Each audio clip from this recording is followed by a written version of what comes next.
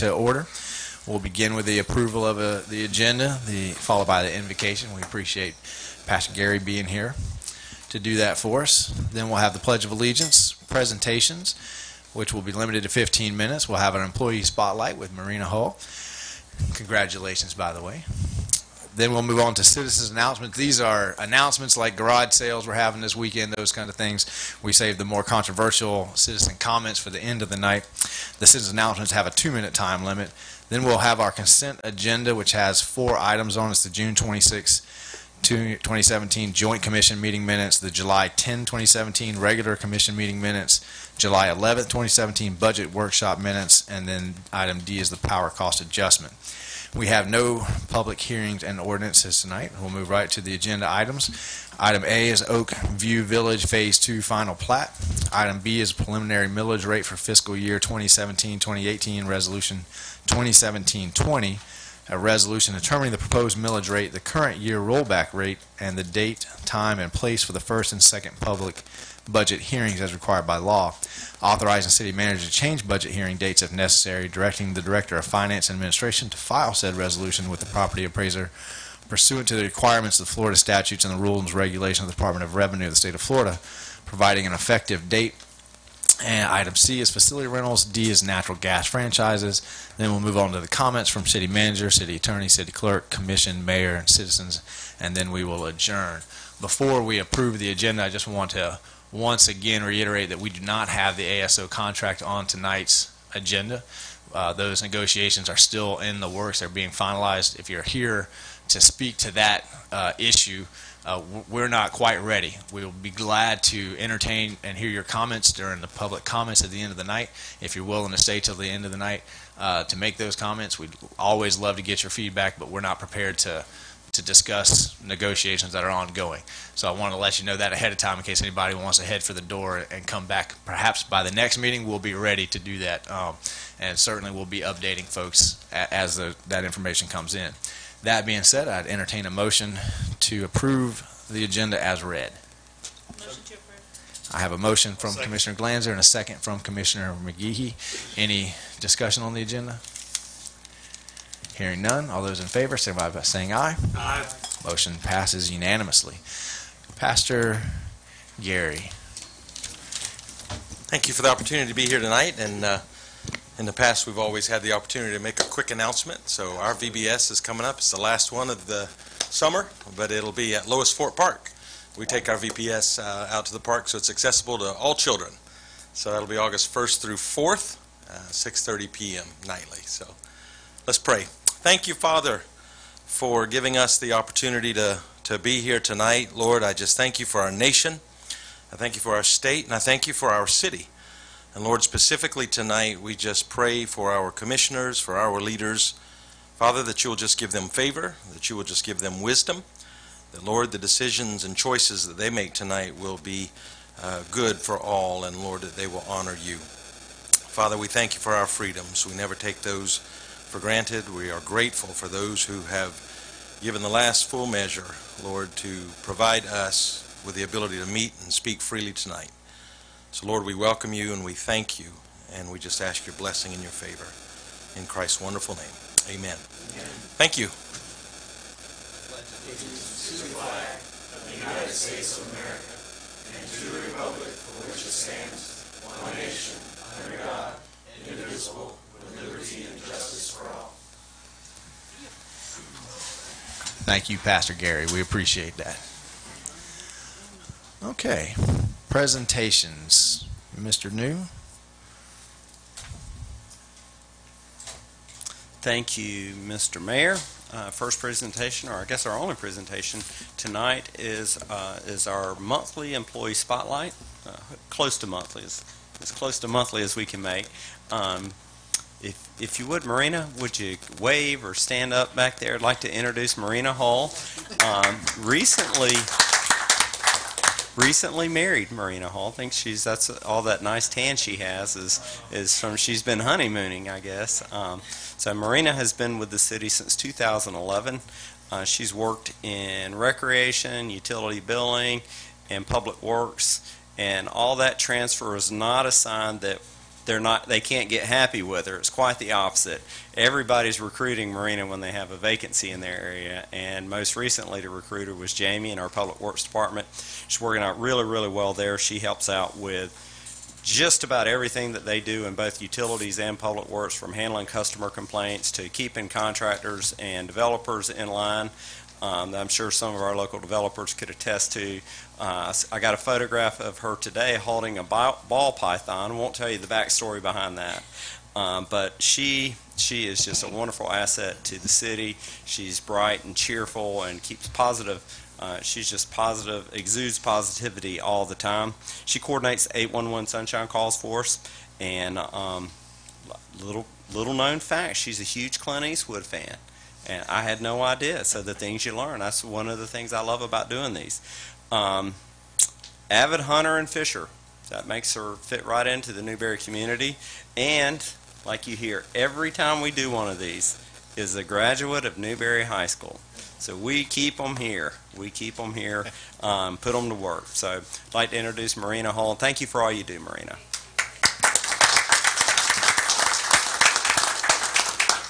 Thank you, Marina, for coming down tonight. And Marina was one of my very first students at Newberry High School as I was a brand new teacher, and she had that positivity in the classroom, and I was glad to see her bring that level of positivity to the city. So good to see you getting married and moving on with life and doing so well. Congratulations.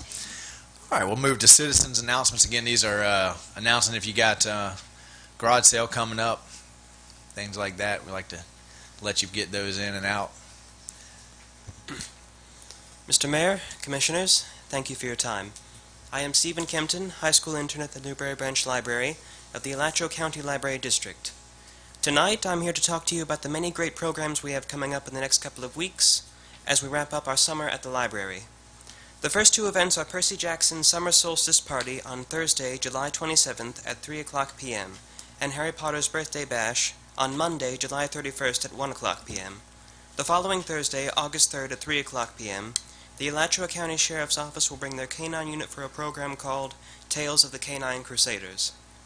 During the final week before school starts, we have the chocolatier, Simply Delightful Confections, bringing in a chocolate program, Taste the Food of the Gods, on Monday, August 7th at 6 o'clock p.m. On Thursday, August 10th, Newberry's own Gourmet Rodent will be bringing some of their animals to show off, starting at 3 o'clock p.m., and finally, we end our summer at the library with an end of the summer reading party on Friday, August 11th at 1 o'clock p.m. We would like to invite you to these programs, and please share them with your constituents who would be interested in attending.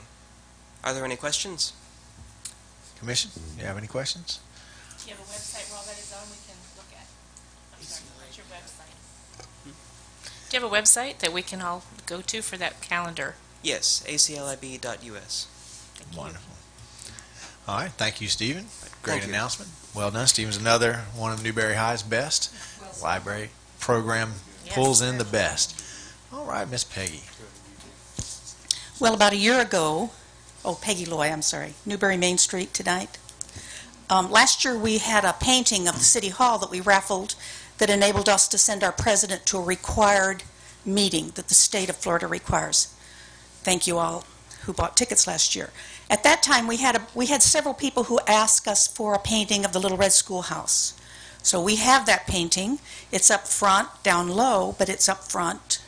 So everybody come take a look at it for you. Can you hold it up for the cameras so folks can see it at home? So we can And see it too. I meant to make an announcement at the beginning of the meeting, guys. I've been out of the country, but apparently we've had a lot of storms. So if our YouTube goes out on it, we'll work to try to get it back. The painting is still fine. It's just fine. I'm going to take a leap of faith. As and say long the as it painting falls made on through the something fall. flat, it'll be okay. Thank you, Mr. Day. So anyway, we're here asking for people to come buy raffle tickets. It's in the window at the Firehouse Gallery. Tickets will be $5 a piece, and we'll do the drawing as soon as we've sold 100 tickets. That is wonderful. We've done about 20% here tonight, even with all the empty wallets. But I know all of y'all will come by at another time and get a ticket or two or 4 or 5. Well, I know, Miss Peggy, you'll be here at the end of the night, so I'll pick up my tickets from you then. And I have to say, I really do love this tradition of Main Street painting some of our oldest buildings, historic buildings. I think it'd be a wonderful idea if maybe we could get a painting of the Kincaid building in its prime. I think that might be the next one for the next conference that we were trying to raise money to go to. Wonderful. Okay. Well, I'm sure you'll get some takers here by the end of the night. And Mr. Mayor, I would just suggest that if they want to get a photograph or an image of the Kincaid building, that they start sooner than later, unless they're going to use some other image as their. No, we've been already started taking photographs. Perfect. Yes, perfect. All right. Any other citizen announcements tonight? Good evening, Commissioners, Mayor. I just have a few announcements. Last Wednesday, July the 19th, my name is Rose Campbell. And last Wednesday, we had a clothes giveaway, which was very successful at the Martin Luther King Center, and we served 18 families. And Mr. Brad and I talked about doing another one on today. It would take place September the 2nd at the Freddie Warmack from 10 to 1. And also, the young lady's name is Mrs. Kennedy from Alachua. She does an outreach ministry, Anointed to Serve.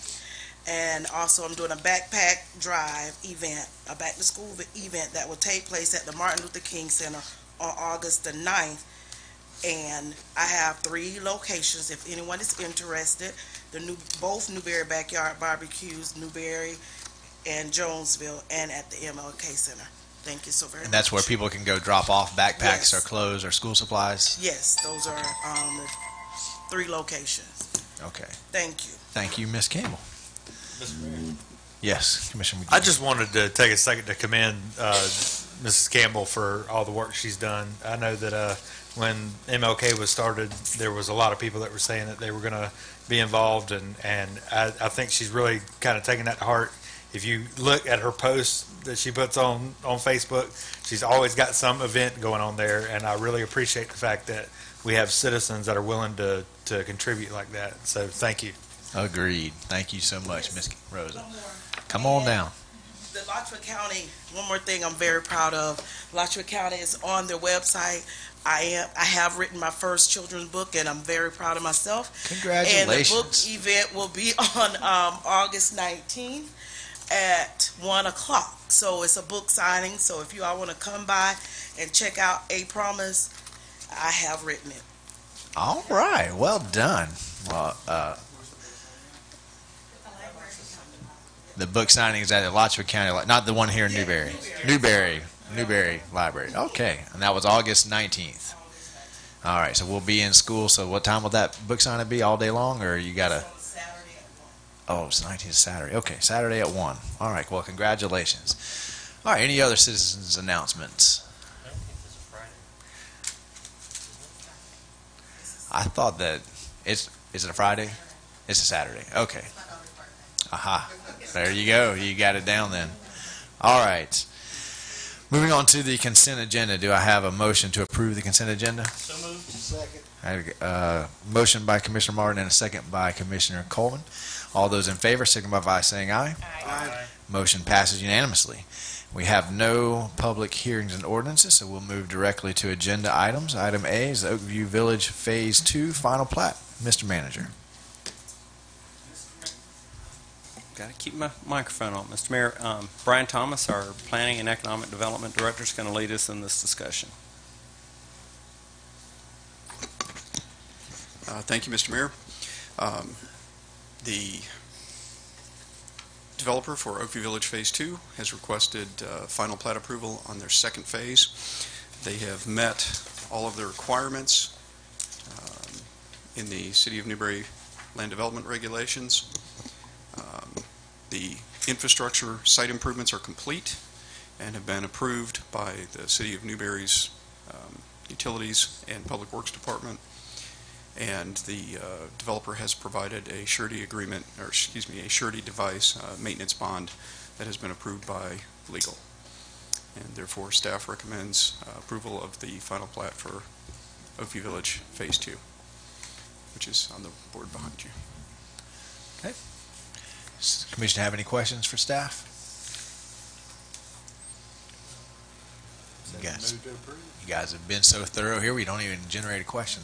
Is that a motion to approve? Second. From Commissioner McGehee, second by Commissioner Farnsworth. Do I have any questions from the audience concerning this final plat? Okay, hearing I have a question. Commissioner Sorry. Farnsworth. How many phases are they going to do out there? Mr. Mayor, this will be the second and final phase. Okay, any other questions, comments? Hearing none, all those in favor signify by saying aye. Aye. Motion passes unanimously.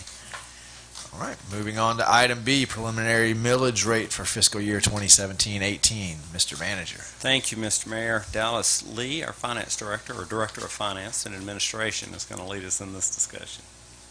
Good evening, Mr. Mayor, City Commissioners. As the City Commission knows, you must adopt a preliminary taxable millage rate before August in accordance with TRIM or Truth in Millage. The rate you adopt tonight is the cap. You cannot adopt a higher rate without renoticing all property owners in the City of Newberry, but you can adopt a lower rate. I just want to stop you right there, Dallas, make sure everybody understands what the rate we're going to pass on tonight is just the top. It's not that nearly the rate we're going to go to. It's just setting a comfort zone for catastrophes to happen. Go right ahead, Mr. Dallas. That is absolutely correct, Mr. Mayor. Once again, this is the ceiling. You can go lower. You cannot go higher. You will also be announcing the date and time of your first public hearing, which is going to be September 11th at 7 p.m. in City Hall, located at 25440 West Newberry Road, and authorizing staff to do all the things staff needs to do. The rate that staff is proposing tonight is the majority millage rate. It's the highest millage rate the City Commission can adopt with a simple majority, and that is a rate of 6.3813 mils, or $6.38 per $1,000 of assessed value within the City of Newberry. Mr. Attorney, you want to read the resolution? Mr. Mayor, I'm happy to do so. This will be resolution number 2017-20, a resolution determining the proposed millage rate, the current year rollback rate, and the date, time, and place for the first and second public budget hearings as required by law, authorizing the city manager to change budget hearing dates if necessary, directing our Director of Finance and Administration to file said resolution with the property appraiser pursuant to the requirements of Florida statutes and the rules and regulations of the Department of Revenue of the State of Florida, and providing an effective date. The summary of the resolution is as follows. The proposed millage rate for the City of Newberry for the fiscal year 2015-2018, it's actually 2017-2018, is declared to be 6.3813 mils, which is 6.3813 per $6.38 and 0.13 per 1,000 of assessed property within the City of Newberry. The rollback rate, as computed pursuant to Section 200.065 of the Florida statutes, is declared to be 6.188 mils, which is $6.0188 per 1,000 of assessed property value within the City of Newberry. First public budget hearing to consider the proposed millage rate and tentative budget will be on Monday, September 11th, 2017 at 7 p.m. at Newberry City Hall, 25440 West Newberry Road, Newberry, Florida, 32669. The second public budget hearing to adopt the final millage rate and final budget is Monday, September 25, 2017 at 7 p.m. Newberry City Hall, 25440 West Newberry Road, Newberry, Florida, 32669. And as the resolution states, in the event that the Board of County Commissioners of Alachua County School Board schedule any budget hearing on a date scheduled for the City of Newberry budget hearing, the city manager is authorized by this resolution to change the date of either or both of the City of Newberry budget hearings. The appropriate motion would be to pass resolution number 2017-20 upon its reading by title only. Do I have such motion? Move to approve. I have a motion from Commissioner McGehee and a second from Commissioner Farnsworth. Motion Okay, discussion. Commissioners have any questions for Dallas? Commissioner McGee. Not a question, but just want to make a statement. I have no intention at all of going above 6. So I just wanted to make sure that was on the record. Okay.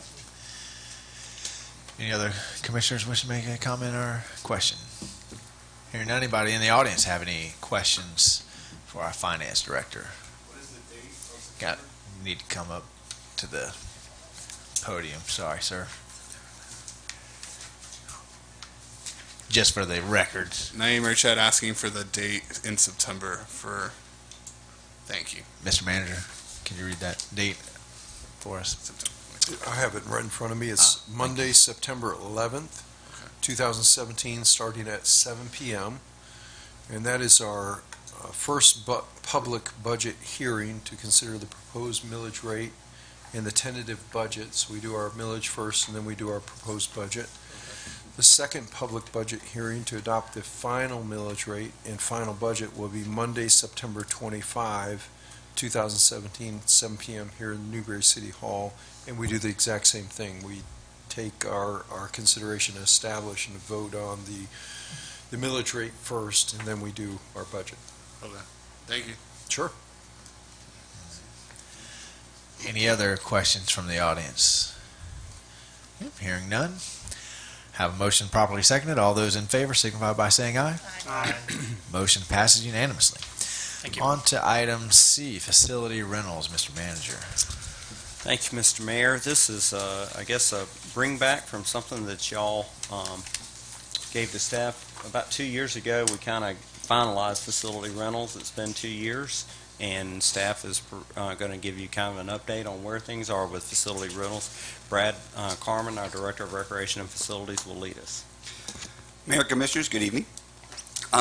Like Mike said, this is something that we talked a lot about a couple years ago, and I wanted to give you an update. This is just a discussion item, and looking for a little bit of feedback of if there's any direction we feel like we want to go on it. Our municipal building rental fee, including taxes, is $426 for the day. In 2015-16, we had 18 paid rentals and 66 unpaid or waived fees rentals. In 16-17, as of June, we had 13 paid. We look like we're going to finish right about even as we did the previous year, and we're at about 46 unpaid, and again, we're probably going to be flat on that as well. For total collected fees of $206 and fees waived about $47.7. We also have daily costs associated with all rentals. It's about $15 to set it up, $30 rental custodial fee is afterwards to clean up, mop, get it ready for regular use. The utility bill runs about $13 a day. Paper products for toilet paper, paper towels, stuff runs about $5 a rental. Cleaning supplies, that's the pine saw and the floor mop, cleaner and the mops and everything, run about $3 per rental. The cost of to the city is about $66 a rental on that. Freddie Warmack is $159.75 with tax. We had 29 paid. So far this year we have 25. Again, we'll probably end up equivalent or maybe a little bit higher paid this year. We had 25 free ones last year. Right now we're at 35, so we're running a trend of going up on free rentals over at the Freddie Warmack. $8,600 collected in fees and $9,500 of fees that we did not collect. Again, the daily fees are very similar cost. Utilities is about $13 there, $3 for paper rental, $2 for cleaning supplies, so it runs about $48 for the cost to the city to during a rental.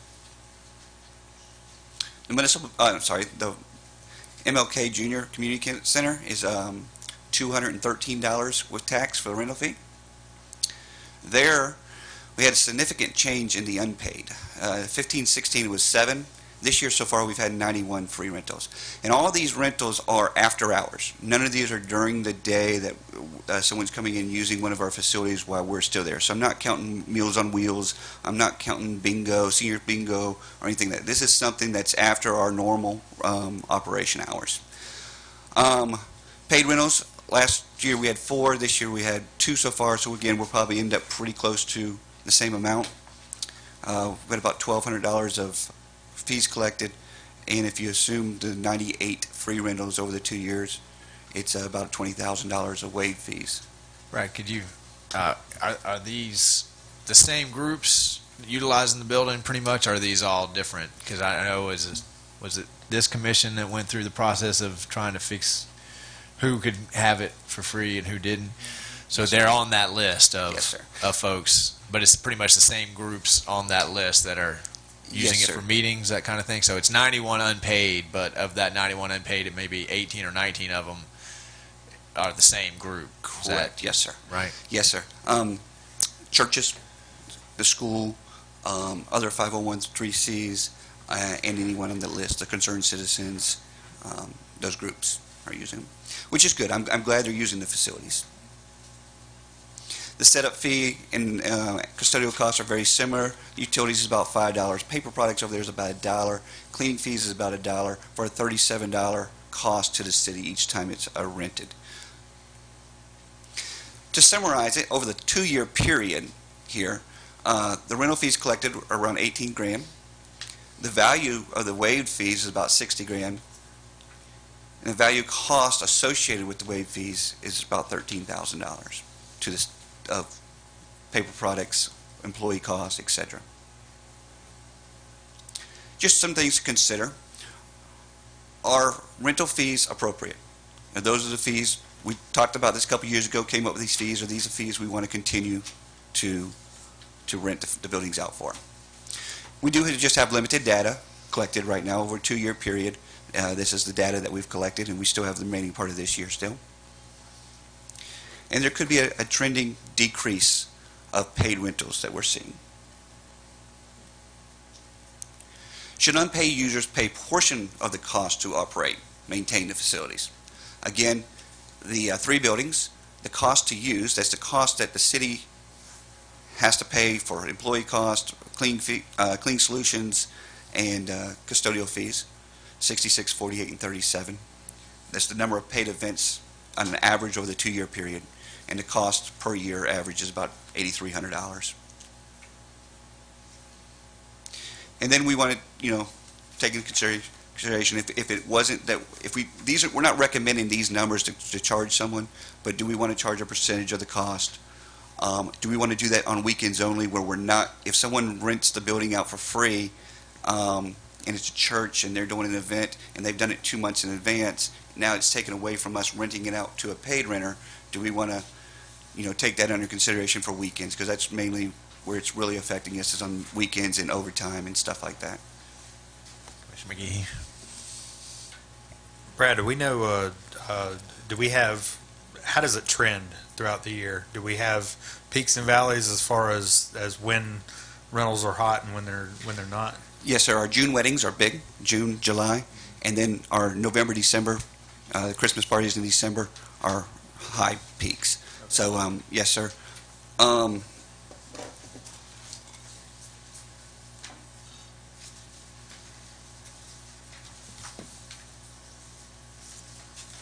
Just for example, the municipal building in April, that's no charge, but we had 13 free ones in the municipal building in April. How many requests for paid use did we have in that month that we had to turn away because we had already booked it for? I don't have that number. I have 3 paid in that month. Commissioner Glanzer? I had a question, but if you do it on a first-come, first-served basis, you really couldn't, take care of that. I mean, if they come and they're unpaid and then you get a request for a paid one, you can't very well cancel the one. So I don't know how we could fix that if you wanted to make it work. And we have some suggestions of a free rental. Someone who has a free rental on the books can't do it except for 2 weeks prior to their event, to give it the paid rentals the opportunity to book it. Usually they're booking 2-3 months out, so it's not effect. Or we can extend that a month, or whatever the commission feels is the right decision. There's just some things that get on the books. For example, a church called us at the beginning of the year and booked 16 events in a municipal building. And then we reserved those dates, and they happen to be, some were the weekdays, but some were Fridays. And Fridays are a big rental time for the paid rentals. But if we honor what the resolution says, we must give them the free rental and book it up for them. Have we ever considered simply limiting each entity to a certain number of free? I don't remember having that conversation. So saying, this church, every church gets 4. The high school gets 4. The middle school gets 4. Those kinds of things, But I think the issue here is more the weekends. I mean, a Tuesday afternoon for a club to get together isn't that big a deal, but Friday and Saturday night, so maybe we could limit it to those, to the weekend. I've always felt that the municipal building is grossly undervalued for the size. I remember when I was doing my wedding, I mean, people were charging $900 for a 3-hour or 4-hour slot of time, and municipal building is a fairly nice building. I mean, it was a lot of the places I was looking at, so $450, $426 is, with tax, yeah. but we're still making more off the rentals than our hard costs, right? That was 3 slides back. That's $18,000 we're making. Yeah. We're spending. Commissioner Farnsworth and then Commissioner Martin. Well, if you're only renting the municipal building for 13 times a year, it don't matter what price you could raise it up to $600-700 and go down to 5 times per year. So I don't know that that's so much undervalued. It might be overpriced instead of underpriced. And what I'd like to see is a complete breakdown of who's getting the free rentals, when they're getting the free rentals, and see if there's a pattern that is going on, and maybe we can address it from that standpoint. Commissioner Martin. Brad, do you have any idea what the percentage of actually Newberry citizens are in this pool of customers? It's a large percentage of Newberry citizens. It's generally our local churches, our concerned citizens group, the school. It's mostly our citizens that are getting the free rentals.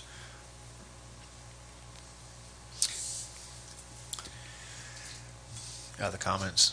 I like the idea about the 2-week, but that's pretty hard if you're trying to plan the 8th grade social and you're trying to plan that 6 months out and you can't secure your date until 2 weeks ahead of time. I think for a lot of these, that's not a problem. If you're just talking about a committee that's meeting and there's 11 people and they really couldn't meet anywhere, they could go to the Glen and I'll have a cup of coffee. But for So are the schools using the building when there's 3 schools here in Newberry? Why can't they use their facilities? Well, the kids want to go somewhere new, Monty. They don't want to have a dance in the gym. They want to go Take it to Post Spring.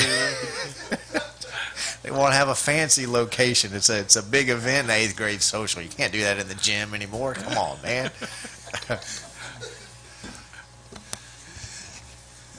Should not-for-profits pay a percentage of the rental fees? This is just, again, a suggestion slide. If they paid 30% of the municipal building, these are the rates right here, and the difference to the city would be the $62 would see as money generated. That's even including taxes, so it's less than that really. $360 if it's 100%, down to $62 at 30%. Commissioner McGehee.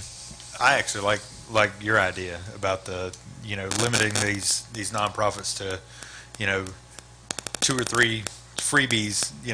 Since I think the main problem we're having is the weekend rentals, and if you were to limit those to 2 to 3, and 2 or 3 weekends, and then go with a percentage, if we can figure out a percentage that we think is fair, I think that would be the best way to address that.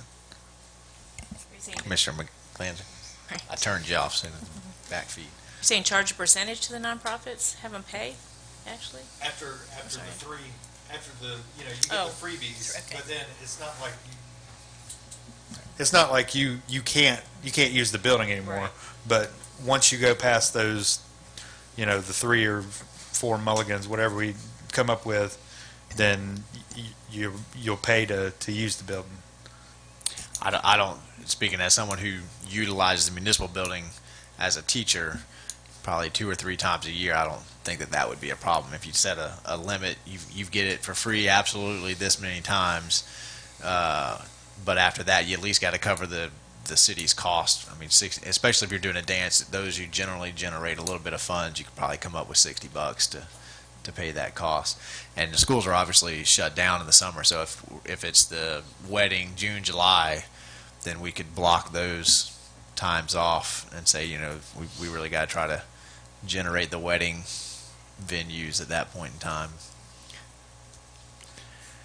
Are you guys looking for a decision tonight or just some feedback? Well, you want me to go ahead and finish Go this? ahead. In doing a little bit of research, it's very uncommon to give a 501(c) or another municipality free rental. When we were doing West Fest, we were looking out to rent the stage, and they have a municipality charge, and they have a 501(c) charge. But free is very uncommon in the government. Freddie Warmack, same type of a slide, the 30 to 100%. And at the 30%, we would see a 43 cents. So We'd cover our costs. cover our costs at least. At the MLK Center, same type of slide. At the 30%, we would see a $27. And that wraps up my presentation. If there's any other questions. Commissioner Farnsworth, Commissioner Martin. I believe I could probably be persuaded into allowing a certain number of free events on the weekends, and then a charge. I would try to probably make it as simple as possible, but I think my biggest concern is wear and tear on the buildings. I mean, the municipal building's not getting any younger. The floor needs to be redone. The kitchen needs to be redone, and I don't think we would get a whole lot of pushback if we were at least just covering the cost. I mean, at 30, it's a couple dollars. I would be fine with having them pay the full cost of each of the buildings at 100%. I wouldn't want to get into it's not even worth the transaction for $27 at this point. So, and I noticed that the numbers didn't necessarily really account for a wear and tear. No, sir. Line item on the building either, which probably should be there. There is just a subtle difference too between meetings where there's very little wear and tear, and frankly, there's very little setup and breakdown cost. It's we'll have Relay for Life meeting at the municipal building to plan, so they'll sit at a table, and that's about the extent of it. Versus events. The events tend to result in a much more involved setup and breakdown and cleanup, and are extended. So staff kind of sees the weekday, we just need a place to meet in the afternoons as not being a big issue for us. And none of them are huge issues, just things to bring to the Commission's awareness. And the events that happen on weekends are more involved. Sometimes we'll have an unpaid event, a free event on a Friday, which is great, but it's an event, it's a dance, and then we have a paid rental on Saturday. So we're bringing in staff on overtime sometime between Friday at midnight and Saturday morning at 8 or 9 when folks want to get in there to give it a good thorough cleaning, because we always want to make sure it's nice. So those are, again, some of the operational things that we've realized in the last 2 years that we want y'all to be aware of. And if you think that there are some different ways to look at this, give us direction, or if you want us to go out and be creative, that's fine. Or if you think this is great like it is and we don't need to tweak it any, then staff's also great with that. We just want you to be aware. Commission? Commissioner Farnsworth? I just have a feeling that it's being abused, and as long as we continue to give it away free, I think it'll continue to be abused. I don't know whether maybe stop all free rentals on Friday and Saturdays, so to free up those time for actually paid rentals, or what the solution is. Maybe we need to get together and have a workshop or something on it and look into it more deeply. Commissioner Coleman? I agree with Commissioner Farnsworth. I think weekends is the money maker or at least cover expenses and stuff on the weekends, and then also agree with you on the maybe 3 or 4 for for the freebies. A lot of 401ks, just because they're, hey, I have traveled 3,000 miles in the last 4 days, so y'all hang with me. But they have a expense account, so it's not like they're doing everything there for free. They have money to do stuff like that. The question also comes up with like the garden club. The garden club's always used that, I know, for a long time, so can't mess that up. But isn't that mostly during the week? Just Wednesdays. So, yeah, the weekends is the big thing. I think we need to lead that out there for our paid customers. Commissioner Glanzer. I'd like to see it used, and I wouldn't know if they're abusing it. I don't know who's using it. I mean, we know that the garden club uses it, and maybe the school does, but when you say abuse it, I mean, like, they're taking advantage of it. I'm glad to see it used. The only thing that bothers me a little bit, and I would like to see us address that, is if we're precluding paid events from free events. So I like that, you have to do it within 3 or 4 weeks, within reason. I know some things can't be planned that far in advance, but that's the thing that I'd like to see addressed. Well, I can only think of 2 or 3 events from the schools that really need to be planned out. Most of the banquets, I know a lot of the sports venues use a municipal building, but the coaches are usually putting those together within the last 2 weeks anyway, So I think it's the dances where you're trying to sell tickets and communicate with parents that you need that distance. I think most of the other events in schools are usually weeknights anyway. Thursday seems to be the night to do banquets and meetings and that kind of stuff. So, Commissioner Coleman. Right. Like when the volleyball team went to state, I believe that was on a Wednesday night. They didn't do it on the weekend, and so I think really with the school you're not going to have that kind of problem. Kids don't want to be here on the weekends doing that. They want to do it during the week. Commissioner Martin. We could probably set a 30-day window, but if they want to secure it, pay for it, and maybe keep it on reserve. If nobody calls for it, then we can give them the refund back to the or back to cost, or whatever it is that we decide, or go back to them and say, hey, we've got a paid rental here. If you want us to secure it, then you're going to have to pay. Right. One of the other things I forgot to mention is in the resolution we waive deposits as well for any 501c3s, and sometimes they're the ones that leave the place a mess, and then we have nothing to recover from it. So that might be another thing we might want to look at, is some type of deposit on everybody.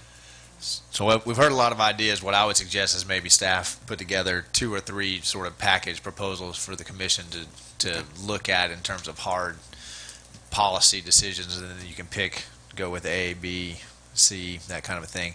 I mean, I thought it might be possible to distinguish between an event like a wedding or a big birthday party and a meeting and come up with an event charge.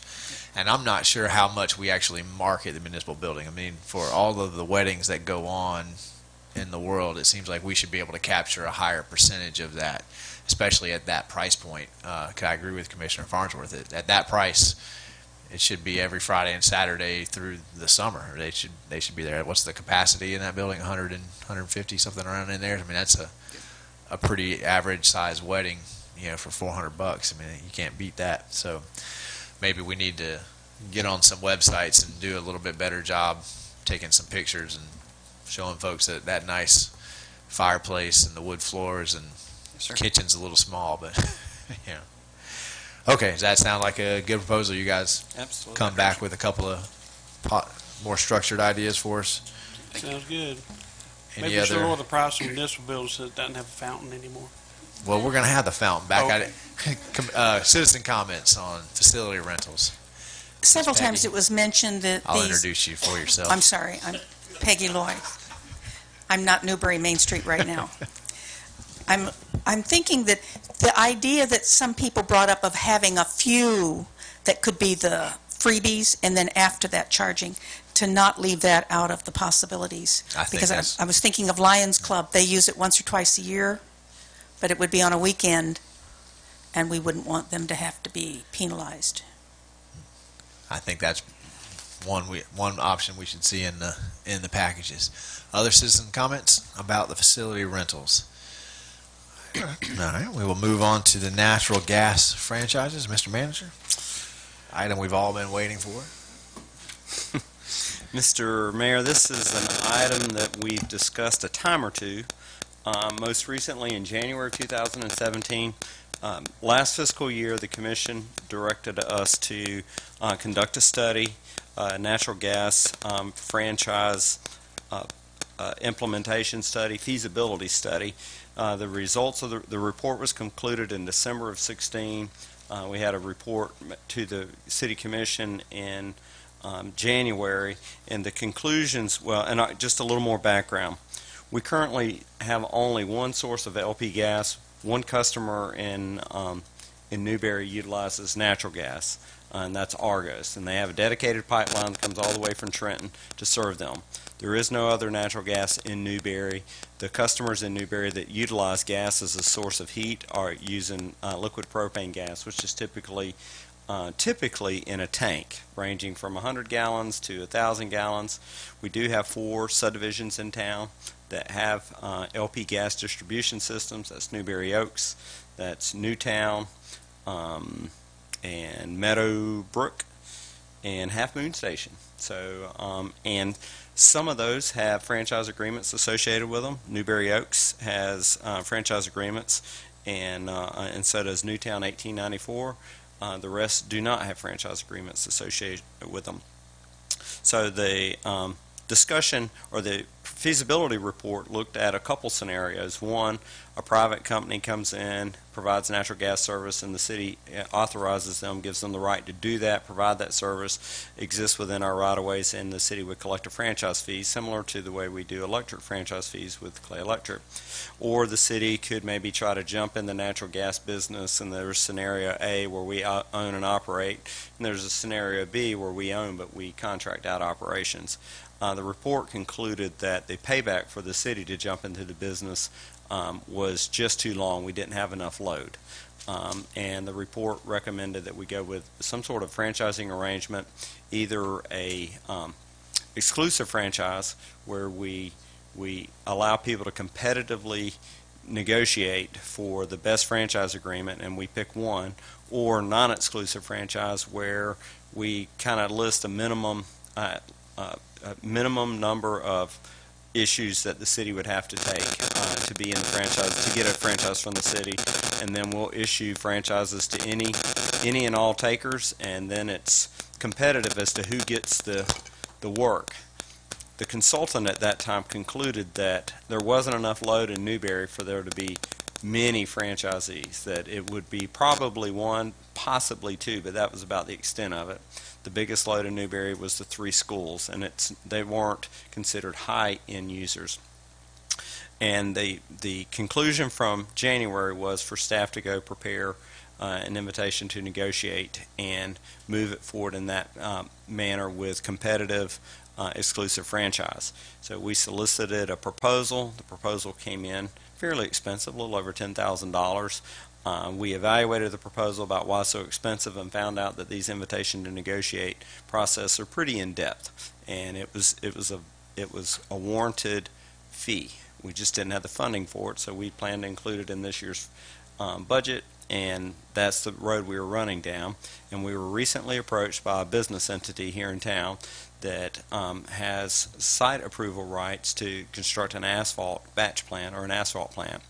And but they need natural gas to move the thing forward, and they are asking they'd like to move forward with a construction plan, building permit to erect the thing, and they think they can be ready to go as early as January of 18.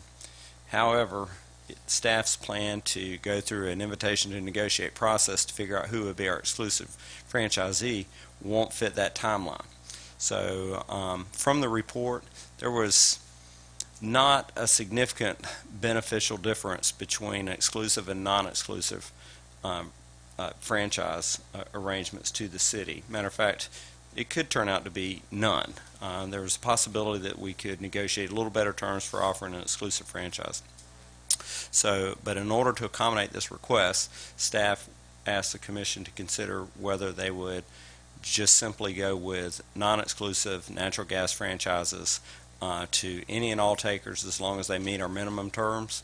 And I think there are two companies that are currently interested in serving this load by January. We agree to the franchise agreements, get them authorized by the city attorney, and bring them back to you for consideration, and then just move forward in that manner. So that's kind of the summary of what staff, of why this issue has come up at this time and what we're proposing, and ask for you guys to consider it and discuss it and give direction. Commission? Commissioner McGehee. I have no problem with the non-exclusive. To me, the more competition, the better.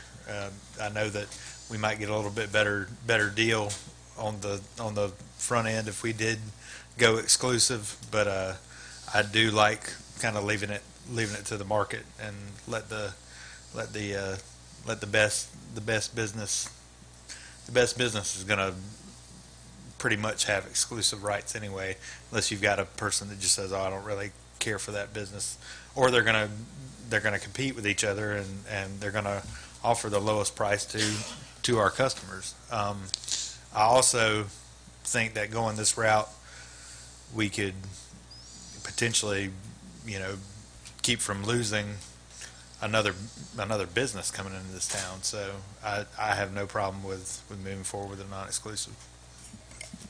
Other comments, questions? Mike, would the exclusive versus non-exclusive be equivalent to, say, something like Waste Pro, where we would negotiate a lower price for the customer, or is the exclusive a better deal for the city, but not necessarily the customer? The exclusive would be a better deal for the city and not necessarily for the customer. Some of the things that we had talked about, typically these companies come in and the city commission sets the franchise fee. Because it's a pass-through to customers. So typical franchise fees for natural gas are very similar to electric. The industry standard by and large is 6%. I've seen them as high as 10, and I never see that with electric, but the industry standard is 6%. A little additional that we had discussions with, or that we've seen other communities, is maybe we would earmark funding after you sell X number of volume of gas, hit certain milestones, you make a contribution to the city earmarked for economic development, so that we can market to try to get more gas load in town.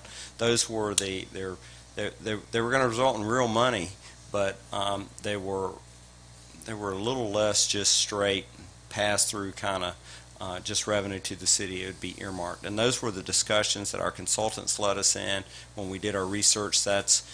It wasn't very common to do that, but that was the flavor of what people were negotiating in exclusive franchises. Okay. Well, staff is looking for feedback. Mr. Commissioner Martin. The business that wants to utilize natural gas, can they construct something on site that'll serve their needs? In terms of for LP, could they use liquid propane? They could, but the cost of liquid propane is about 3 times the cost of natural gas, and so it doesn't suit their business model. Their business model is natural gas or nothing. So, and natural gas is not something you tank down the road. Otherwise, it really is LP, and that transportation is what drives up the cost.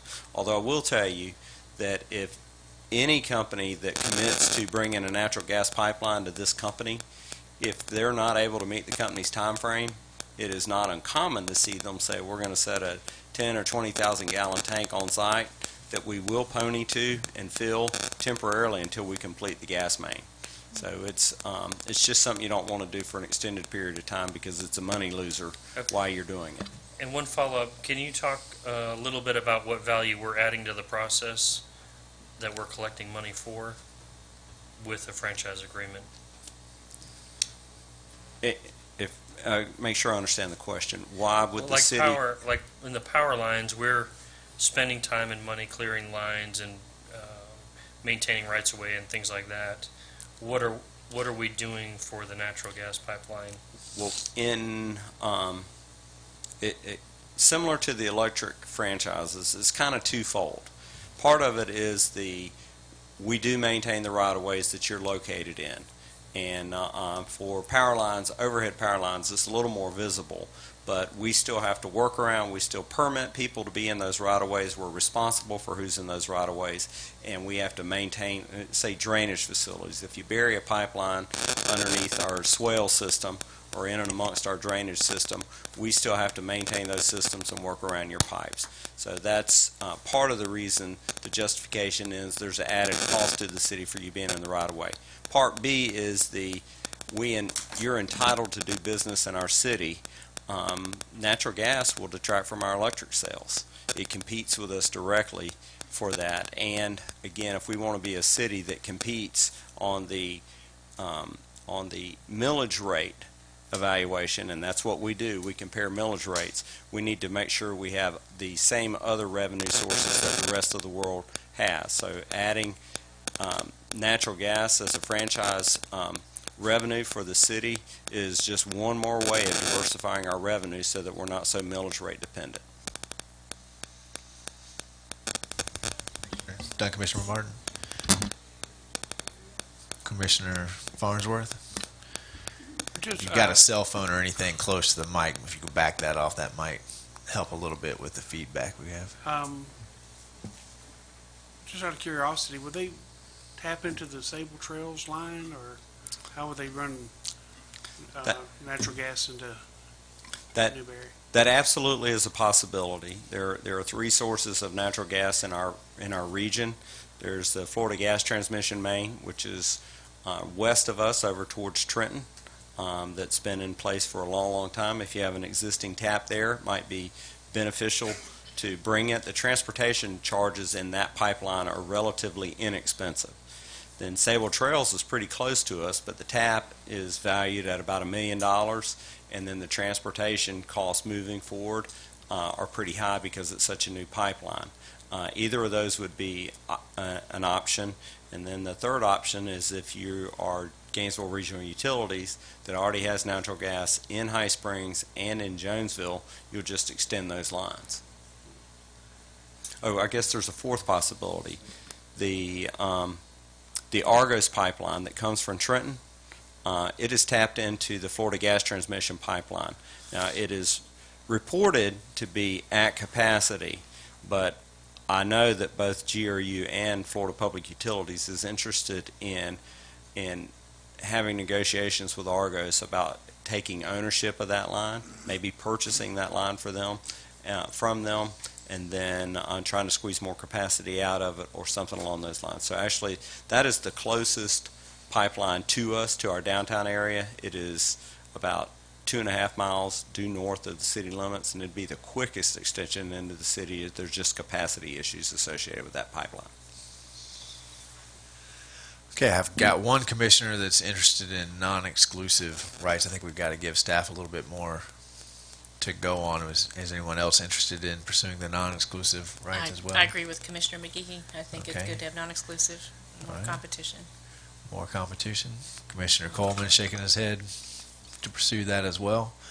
So let's run with that, and staff will bring back a more concrete proposal for everybody to look at. Does that sound like a plan? Okay, any citizen comments, questions about the natural gas franchise? Come on up. Introduce yourself again. All right, I'm Naeem Rached. The spelling, I think you got it from all the times I've been up here. All right. My question is, why are we interested in putting our fingerprints on this? When I feel that when government gets involved, I agree with the commissioners about the unexclusive. Why isn't even an option on the fact of we getting involved and setting a marker for them?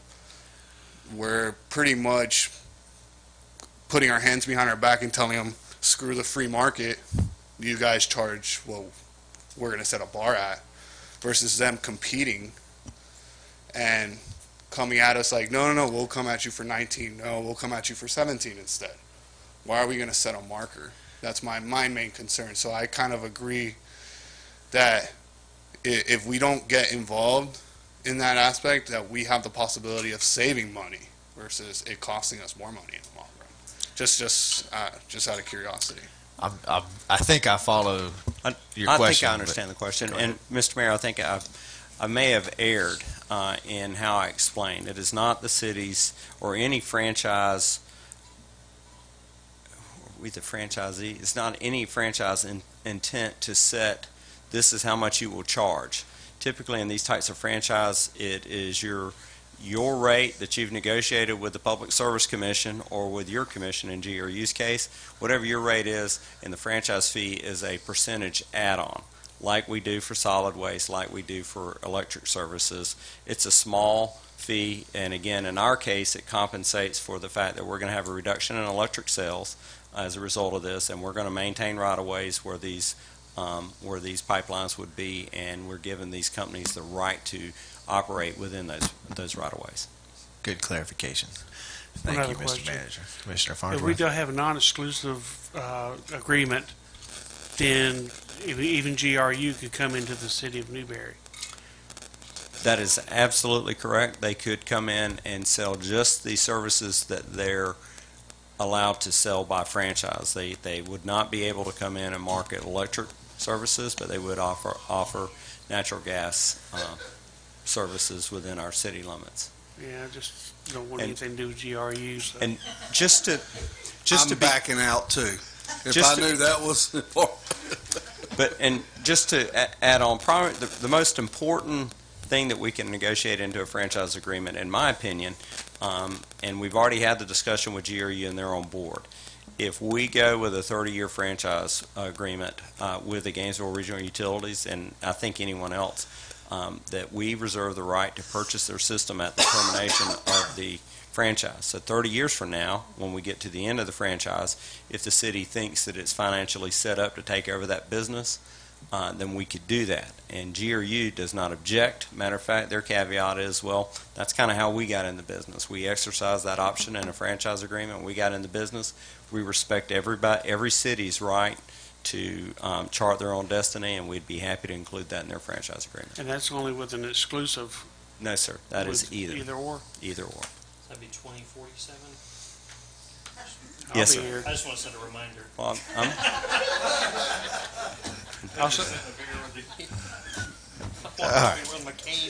Any other citizen comments about natural gas franchises? Mr. Day.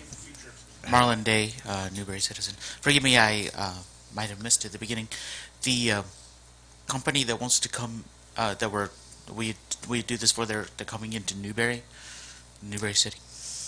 Yes, sir. It's actually an existing business that's in our city limits. They want to expand the services that they offer, and they requested and received approval in their site plan process some 10 or 12 years ago. So they're ready to go, sans a building permit.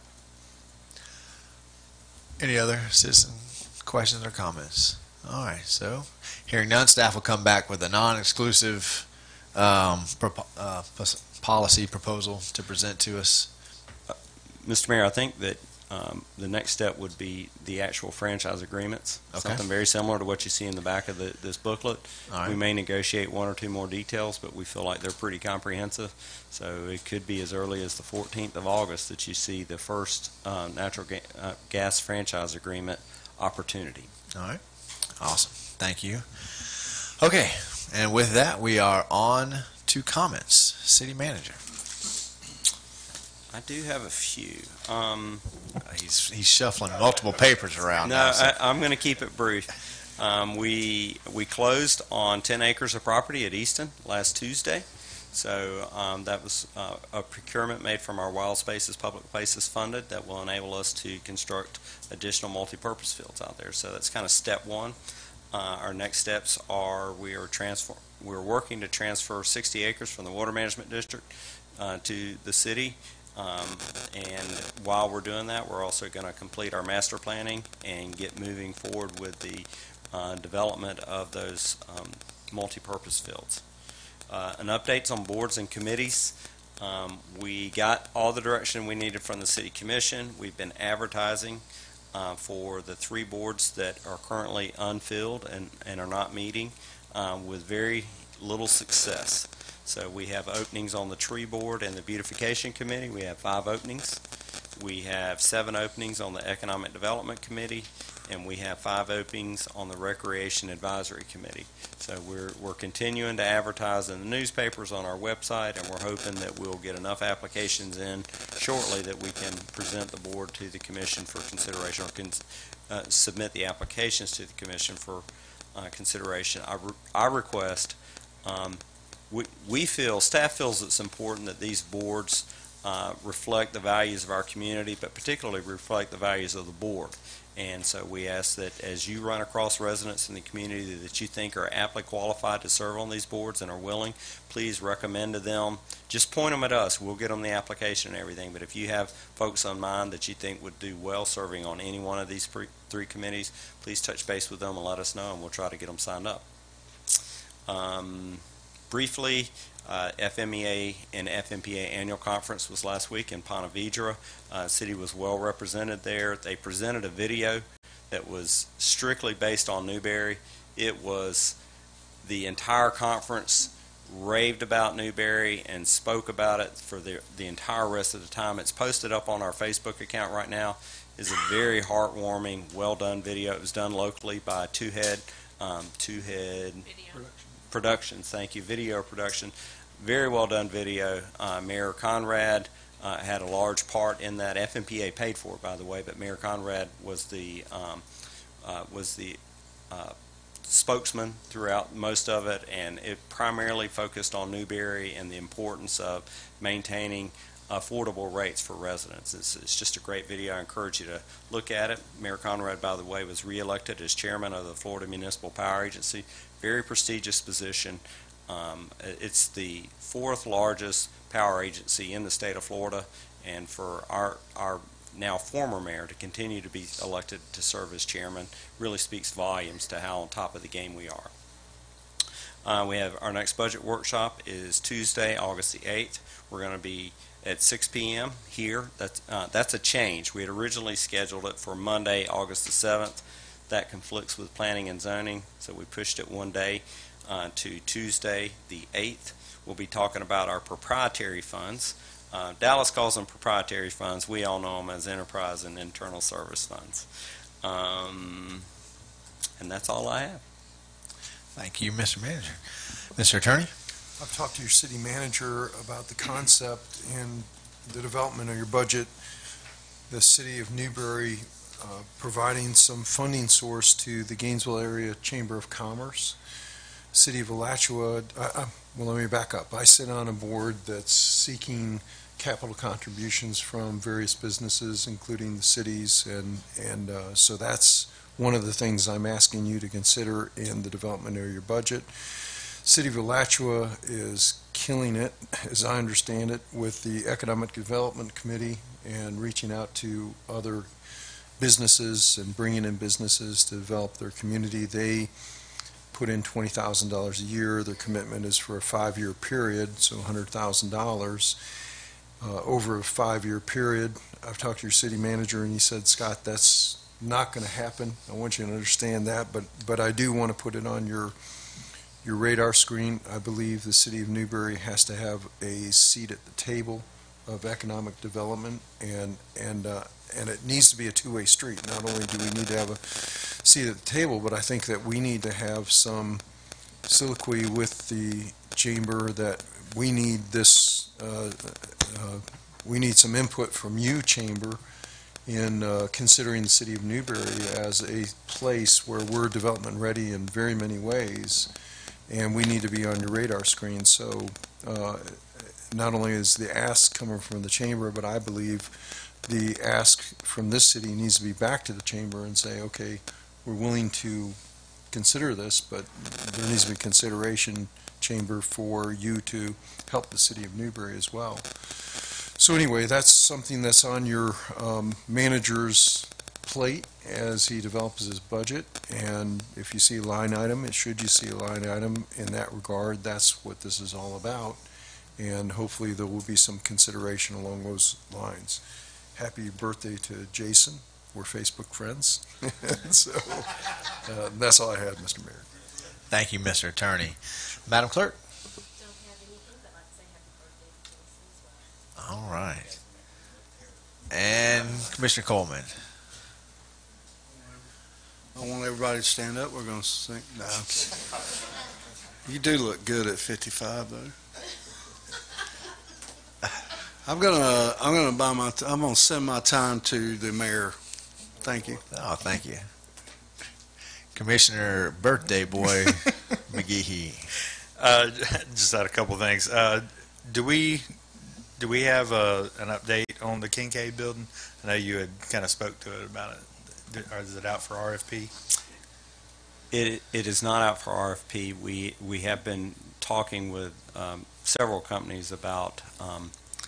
It's not demolition, it's deconstruction. There's a subtle difference, and we plan to move forward with deconstruction shortly. I think the next thing that we're going to be working on is removal of the asbestos. That is already lined up and ready to go. Yeah. So that's the next step, and then we'll be working on deconstruction, trying to salvage as much usable material in there as we can that might have some historical relevance. Thank you. To the city, and so we're not going to authorize demolition until we, the city, and this board are comfortable that we're not going to be destroying things that might have some historical significance. And then fire station, is it on track? Are we on track to? We're on track to finish just fine. I think the contractor really slowed down in the last month. Yes. They were struggling with some issues to do with the roofing system. That's why you saw that plywood sit up there, and rain shower after rain shower. But I think that other than maybe sliding back 2 to 3 weeks, which would be at no additional cost to the city, it would just delay when they turn the facility over to us. The quality of work is very good. We continue to be at a negative for change orders. We will finish the job at a negative for change orders. That's awesome. So we've done a great job of pulling it together. The contractor's done very fine work. And then my last question or concern would be Channel 97. I have several citizens that every time we've had meetings like the past month and a half, I get the text, "What's up with Channel 97?" And I say, "Well, you can go to YouTube and watch it." Well, I don't do YouTube, or I've got Cox. I want to watch it on Channel 97. I know I had talked to Amy about it a while back, and she said there was something with a modulator or something. I guess Cox had been out here, and I just didn't know. Yeah, flex capacitor. But I was just curious if you knew what was up with that. I do not have an update, and Amy is not here this evening. Yeah. I will research that and try to get people on it as quickly as possible. Okay. All right. Thank you. Commissioner Farnsworth? Commissioner Martin? Commissioner Glanzer? Well, we have a chicken problem. In the ordinance, you can have 4 chickens and 1 rooster in residential Newberry, but there's no language in the ordinance that says they have to be cooped. So I wanted to see if we could maybe look into that, seeing if they can get cooped. Right now, there's one incident in particular where they're kind of tearing up people's yards and running around, so that's something I'd like to see. Regarding all those committees that have openings, I don't know about you, but whenever I visit the Citizens of Newberry Forum, there's 4,000 people there that are talking. So maybe we could post those openings on there in some fashion, or put a link to them. I think that might be a good idea. And lastly, my birthday's Wednesday. Thank you. Happy. Well, let me be the first to say happy birthday. Yeah. And you look good at. That's right. And you look good at 30. Okay. I don't have any comments. I just wanted to say I just brought back 13 plus myself on our yearly summer trip to Europe, and I wanted to say one more time a thank you, not only to all the businesses that help these kids get over there and have this experience that really changes their life, but to all the citizens of Newberry. Every time you put $1 in the bucket at Hitchcock's, or you stop in and let them do a really bad car wash, and you still give them $10, that helps them out, and they apologize for the bad car wash. But it was a great trip. They had a wonderful time, and it's a life-changing experience, and this town really makes that happen for these kids. So on their behalf, I say thank you to all of them. And that will open us up to citizen comments, and just a friendly reminder, there is a 5-minute time limit on citizens comments. You can form a queue. I just came back from Europe, so it's a queue, not a line. I was educated. Come on, sir. Thank you. Jason Levy, resident of Newberry. My comments are just for the commission and for the mayor to think about. I know the contracts have been in discussion and talks for the sheriff's office, and I know a lot of things go back and forth, and a lot of stuff is said on the multiple forums or however many ever social media sites that I've decided to give up on trying to figure out what they work. As a citizen, I can tell you that over the last 17, 18 years of living here, looking just recently back, for myself, for law enforcement services a few years ago in the MSTU, and even when we did the Newberry contract, for my taxes, for my household, I pay about 84 to 87 cents, somewhere in that area, a day is what the average was. Looking and coupling that with all of the city of Newberry taxes for the millage rate and for the law enforcement services from last year, and including the fire assessment fee, it worked out to about $1.87 a day.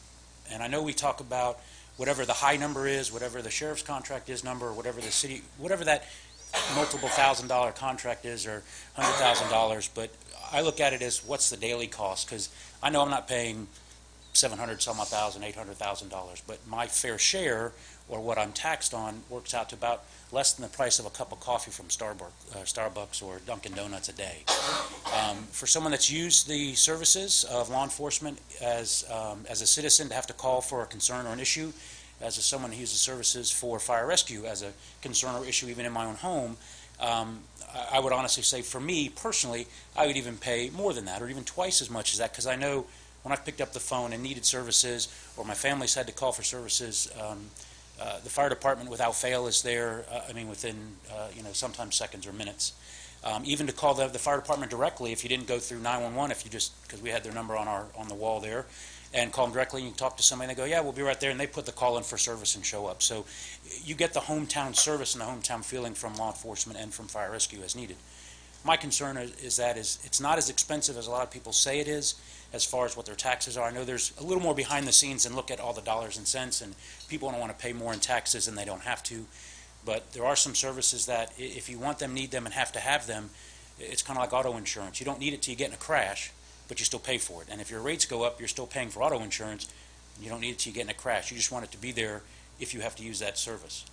I'm glad that it's there every time. If we've had to use that service for my kids that have all gone to Newberry schools and have graduated from the schools, and I have in a few years probably a granddaughter going to the Newberry schools, that I know that having the services of the sheriff's office and law enforcement there, having jurisdiction in, on, around the schools and the city of Newberry and the county is more of a, lack of a better term, insurance policy for me as a resident and a family member to know that that protection, that service is there. So I know that this is not up for discussion or votes probably till the 14th or somewhere in that area. I just ask that it be a major consideration to look at of what the dollars and cents is to each citizen or resident and the importance that it has to them. Thank you. Thank you, sir. Very well said. Other citizen comments? Going to rest on Mr. Levy's. He was pretty articulate. Well, okay. Thank you. Come on down, Ms. Bonnie. Bonnie Hauser, citizen.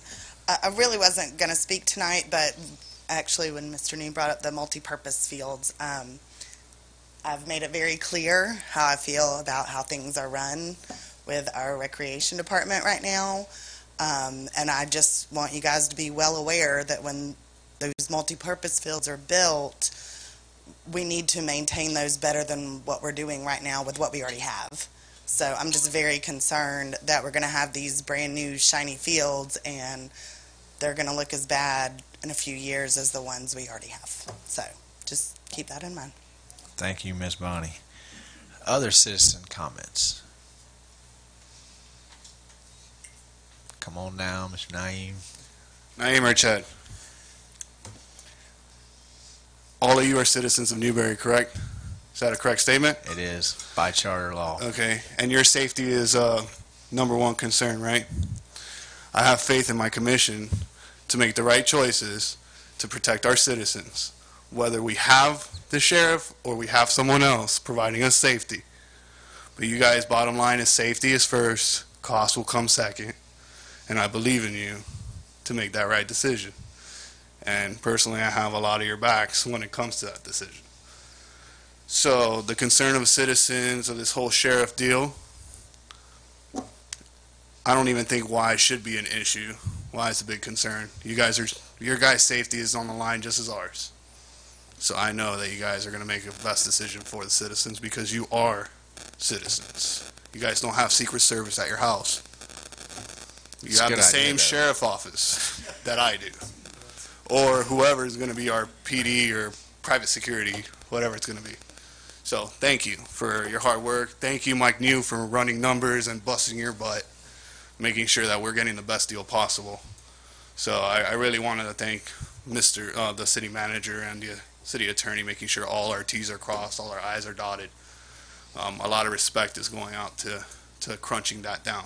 So as a citizen, thank you for taking that into consideration. Thank you. And I would reiterate that thank you to both Mr. New and our attorney. That there is a ton of work that goes on behind the scenes, and it's all posted on the forums. Most of it's incorrect, and it's 2% of the information, and that 2% is wrong. But they are working hard, and I have every confidence that we'll come to a resolution for everybody as well. So thank you all for coming tonight and sharing your concerns with us, and we'll certainly update you when that item is going to be on the agenda, and we'll have actual proposals and things to discuss and think about. Other citizen comments? Hearing none, we are adjourned.